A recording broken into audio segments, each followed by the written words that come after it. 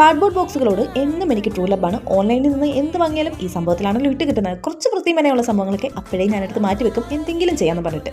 എന്നോ എപ്പോഴോ എന്തോ വാങ്ങിയപ്പോൾ കിട്ടിയ കാർഡ്ബോർഡ് ബോക്സ് ആണ് ഇപ്പൊ ഞാൻ ഈ പീസ് ആക്കിക്കൊണ്ടിരിക്കുന്നത്. കുറേ കാലമായി നമ്മുടെ ചാനലിൽ ഒരു പെൻ ഹോൾഡർ ചെയ്തിട്ട്, അപ്പോൾ നമ്മുടെ APPLE ആപ്പിൾ ഷേപ്പിൽ ഒരു പെൻ ഹോൾഡർ ആണ് ഇന്നത്തെ എന്റെ പരിപാടി. അപ്പോൾ ആപ്പിളൊക്കെ ഷേപ്പിന് വെട്ടിയെടുത്ത സ്ഥിതിക്ക് ഇനി നമുക്ക് കുറച്ച് പെയിന്റ് കൊടുക്കാം. എന്റെ മനസ്സിൽ ഞാൻ രൂപകൽപ്പന ചെയ്ത് വെച്ചിരിക്കുന്ന ആപ്പിൾ മുഴുവനായിട്ടുള്ളതല്ല, പകുതിയായിട്ട് മുറിച്ച് വെച്ചിരിക്കുന്നതാണ്. ട്യൂബിൽ നിന്നും നേരെ എടുത്തിട്ട് പെയിന്റ് അടിക്കുന്ന കാര്യങ്ങളിൽ എനിക്ക് കൺഫ്യൂഷൻ വരാറില്ല. പക്ഷേ ഈ രണ്ട് കളറുകൾ മിക്സ് ചെയ്തടിക്കുന്ന ആ ഒരു സംഭവം ഉണ്ടല്ലോ, അതെനിക്ക് ഭയങ്കര ഡൗട്ടാണ്. ഏതൊക്കെ കളർ മിക്സ് ചെയ്താൽ ഏതൊക്കെ കളർ കിട്ടും, ഞാൻ ഉദ്ദേശിക്കുന്ന കളർ കിട്ടുമോ എന്നൊക്കെ ഭയങ്കര ഡൗട്ടായിരിക്കും. ആപ്പിളിന്റെ കാര്യത്തിലും അത് തന്നെയായിരുന്നു സംഭവം. പച്ചയിലും ചുവപ്പിലും എനിക്ക് ഒരു ഡൗട്ടും ഇല്ലായിരുന്നു. പക്ഷേ എൻ്റെ മിഡിൽ പോർഷനിൽ വരുന്ന ഒരു ക്രീം കളർ, അതിൽ എനിക്ക് കുറച്ച് ഡൗട്ട് ഉണ്ടായിരുന്നു. പിന്നെ രണ്ട് കളറുകൾ ഞാൻ മിക്സ് ചെയ്തു, വർണ്ണശബളമാക്കി എടുത്തു. മുറിച്ച് വെച്ച ആപ്പിളിന്റെ രണ്ട് പീസും ഇവിടെ റെഡിയായി കഴിഞ്ഞു. ഇനി നമ്മൾ ഉണ്ടാക്കുന്ന പെൻ ഹോൾഡർ ആണല്ലോ, പെന്നുകൾ ഹോൾഡ് ചെയ്യാൻ വേണ്ടിയിട്ട് ഒരു സാധനം വേണമല്ലോ.